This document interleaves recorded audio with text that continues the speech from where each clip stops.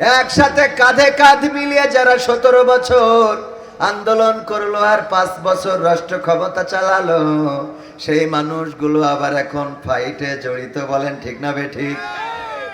এমনকি মুফতি আমির হামজা ভাই, জাতীয় সংসদের মাননীয় সদস্য, কুষ্টিয়া 3 আসনের জাতীয় সংসদের সদস্য, যার ওয়াজ এতদিন শুনতে ভালো লাগতো, যেই মানুষগুলো তাকে বাহাবা দিত, সেই মানুষগুলো আবার আজ মামলা করেছে। নাকি আওয়ামী লীগেরা করেছে? কথা কয়, আওয়ামী লীগ করেছে? আওয়ামী লীগের কোন নেতা কর্মী করে নাই, ফ্যাসিস্টের কোন দোসরেরাও করে নাই, কিন্তু সেই মানুষটার নামে মামলা হলো। শুধু মামলাতেই সীমাবদ্ধ নয়, আজকে আবার কোর্ট থেকে গ্রেফতারি পরোয়ানা জারি হয়েছে। বলেন ঠিক না বেঠিক? এই মানুষটা ইতিপূর্বেও ছিল নির্যাতিত, জুলুমে পড়েছিল, মাজলুম জননেতা। আবার এই সময় এসেও কথা বলার কারণে একটু স্লিপ অফ টাইম, তার জন্যই মানহানির মামলা, সেই মামলায় আবার গ্রেফতারি পরোয়ানা।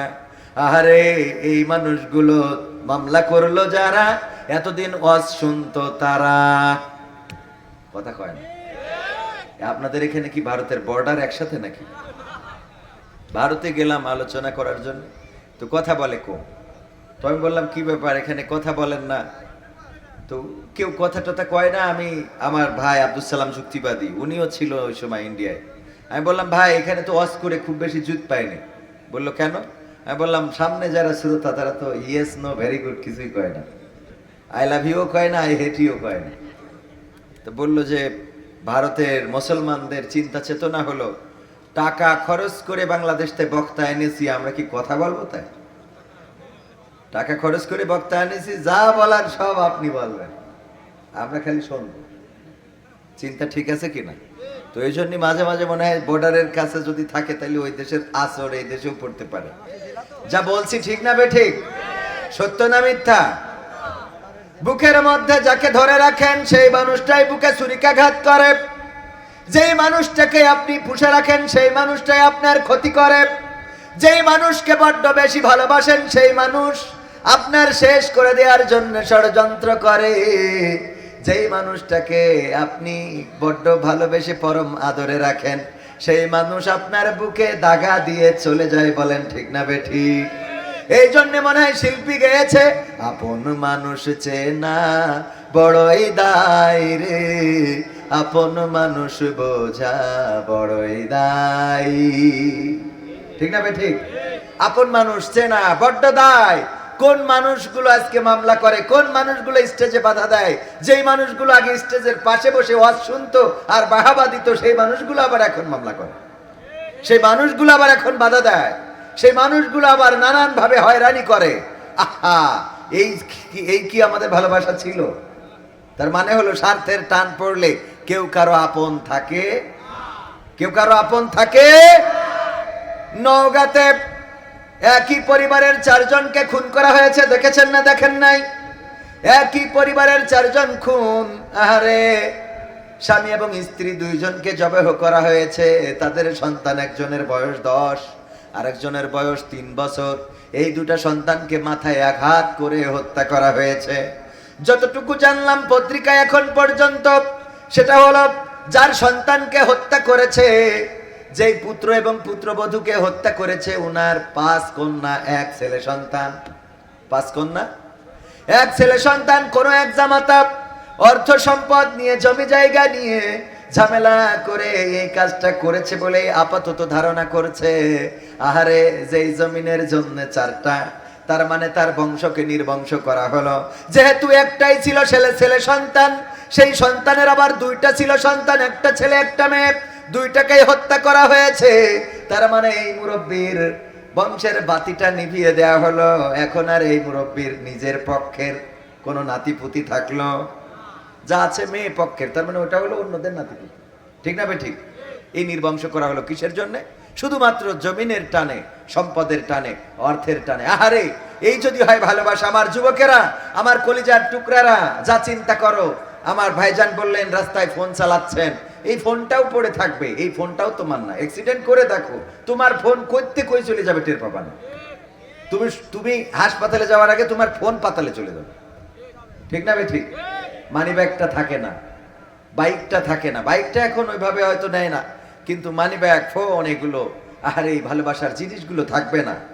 একটু 19 থেকে 20 হইলে প্রেমিকাও তো থাকে না, আর 18 থেকে 20 হইলে বউ থাকে না। 19 থেকে 20 হইলে প্রেমিকা থাকে না, আর 18 থেকে 20 হইলে বউও থাকে না, বউও চলে যায়। সেও চিন্তা করে তোমার ঘর করব কেন। সেদিন একজন দেখলাম ভিডিওই বলতেছে যে কালকে একটা জিনিস নিয়ে যাইতে কইছে, এটার দাম 50 টাকা, নিয়ে যাইতে পারি না। স্ত্রী 35 বছরের সংসার, কয় তোমার সাথে সংসার করা হবে না।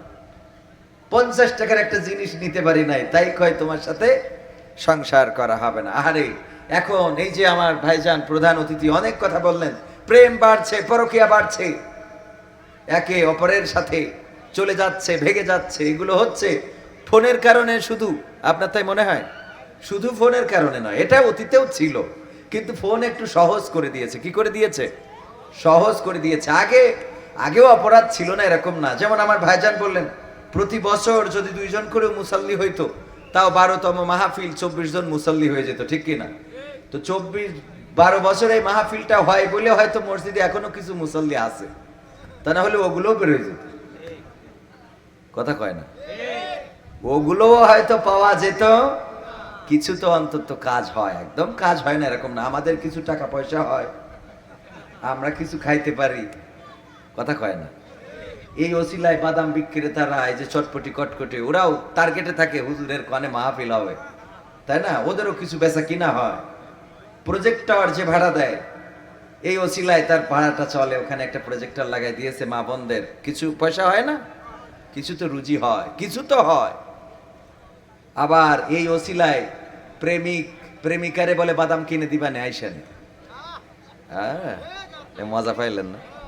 এই কথা না বললে তো আপনাদের মজা লাগে না, ঠিক না বে ঠিক? এইগুলো আসলে বাস্তবতা। কি হুজুর? এগুলো বাস্তবতা। যাই হোক, জোয়ালা পাড়পাড়া জামে মসজিদের উদ্যোগে আয়োজিত 12তম তাফসিরুল কোরআন মাহফিলের সম্মানিত সভাপতি, আমার পাশে বসা জনাব মোহাম্মদ আলী শেখ সাহেব, যিনি সভাপতি পাড়পাড়া জামে মসজিদ, আল্লাহ রাব্বুল আলামিন আমাদের মুহতারামকে হায়াতে তাইয়্যিবা নসিব করে দিন, পড়ছি আমিন।